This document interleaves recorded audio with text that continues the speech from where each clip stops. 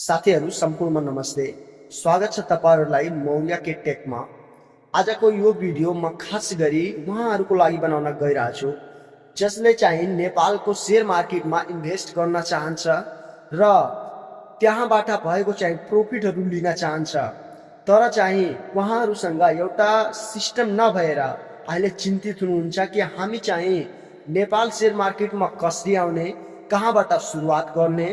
यदि यो कुराले तपाई पनि चिन्तित हुनुहुन्छ भने अब चाहिँ टेन्सन लिनु पर्दैन, किनभने नयाँ लगानीकर्ताहरूको लागि खास गरी यो भिडियो बनाउन गइरहेको छु जसमा चाहिँ तपाईहरुलाई म बैंक एकाउन्ट देखि लिएर आईपीओ चाहिँ कसरी एप्लाई गर्ने र एलोटमेन्ट भएको आईपीओहरु कसरी चेक गर्ने, त्यसको साथसाथ सेकेन्डरी मार्केटमा चाहिँ कसरी शेयरहरु किन्ने र कसरी सेल गर्ने, त्यसपछि मेरो शेयरको चाहिँ इडिस कसरी गर्ने र होल्डिङहरु चाहिँ कसरी गर्ने, त्यो सबै सम्बन्धी हरेक कुराको जानकारी यो भिडियोमा म दिनेछु। सबभन्दा पहिला हामी त बैंक एकाउन्टको कुरा गर्ने। यदि तपाई पनि नयाँ लगानीकर्ता हुनुहुन्छ र शेयर मार्केटमा चाहिँ आईपीओहरु एप्लाई गर्न चाहनुहुन्छ भने सबभन्दा पहिला तपाई कुनै एउटा कमर्सियल बैंकमा जानुस् र त्यहाँ गएर तपाई चाहिँ एउटा बैंक एकाउन्ट खोलाउनुस् र त्यही बैंक एकाउन्टको नम्बर र तपाईको नामले चाहिँ एउटा डिमेट खाता खोलेर दिन्छ।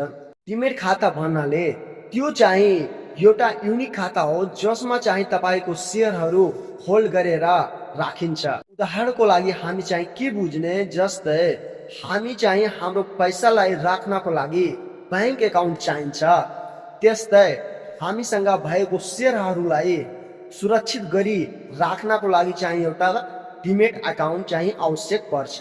तपाईको यदि डिमेट अकाउन्ट छैन भने तपाईको शेयरहरु होल्ड गर्न पाउनुहुन्न र त्यसको साथसाथ शेयरहरु किनबेच पनि गर्न पाउनुहुन्न। त्यही भएर तपाईको बैंक एकाउन्ट छ भने डिमेट खाता हुन एकदम जरुरी छ यदि तपाईले शेयर एप्लाई गर्न चाहनुहुन्छ भने। र त्यसको साथसाथ तपाईको एउटा बायोड आईडी दिन्छ, बायोड आईडी नम्बर हुन्छ, त्यो चाहिँ तपाईको एकाउन्ट र डिमेट एकाउन्ट दुईटालाई लिंक गरेर एउटा युनिक कोड बनाइन्छ, त्यो चाहिँ 16 अंकको हुन्छ। त्यो 16 अंक भएको नम्बरले तपाईको डिमेट एकाउन्टको चाहिँ पहिचान दिन्छ र त्यसको साथसाथ तपाईको एउटा सीआरएन नम्बर दिन्छ बैंकवालाले। बैंकले जारी गरेको सीआरएन नम्बर त्यो चाहिँ एउटा युनिक कोड हुन्छ, लास्ट चाहिँ 8 अंकको हुन्छ। तपाईले शेयर एप्लाई गर्दा लास्टमा चाहिने भनेको त्यही सीआरएन नम्बर हो। सीआरएन नम्बर चाहिँ बैंकले जारी गरेको हुन्छ। तपाईको डिमेट खाता र एकाउन्ट अनि मेरो शेयरहरुलाई चाहिँ एउटैमा लिंक गरेर एउटा चाहिँ 8 डिजिटको नम्बर तयार गरिन्छ, त्यही चाहिँ तपाईको सीआरएन नम्बर हो। सीआरएन नम्बरको चाहिँ पूरा रूप भन्ने हो भने CAASPA हुन्छ, जुन चाहिँ धेरै भन्दा धेरै इम्पोर्टेन्ट हुन्छ।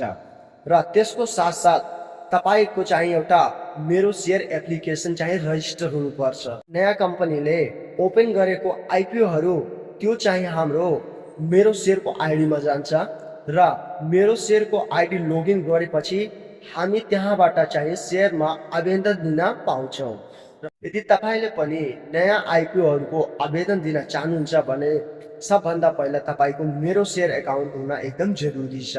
मेरो शेयरमा चाहिँ तपाईले आवेदन दिएको आईपीओहरुको एलोटमेन्ट देखि लिएर माई इडी सम्म हरेक कुराको जानकारी चाहिँ मेरो शेयरमै हुन्छ र तपाईको मेरो शेयर चाहिँ रजिस्टर हुनुपर्छ। अब यसको निष्कर्षमा भन्नुपर्दा यदि तपाई एउटा नयाँ लगानीकर्ता हुनुहुन्छ भने तपाईको बैंक एकाउन्ट हुनु जरुरी छ र बैंक एकाउन्टको साथसाथ डिमेट एकाउन्ट, सीआरएन नम्बर र बायोड आईडी र लास्टमा चाहिने भने मेरो शेयर, यो 5 वटा कुराको तपाई ख्याल राख्नुस्।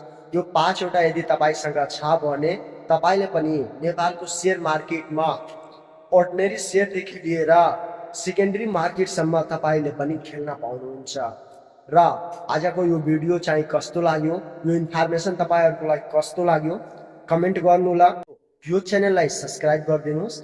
जति बेला नि मैले यस्तो टेक भिडियोहरु बनाएर पोस्ट गर्छु त्यसको नोटिफिकेसन तपाईसँग पुगोस्। ल हस्, धन्यवाद। अब चाहिँ अर्को भिडियो लिएर आउनेछु।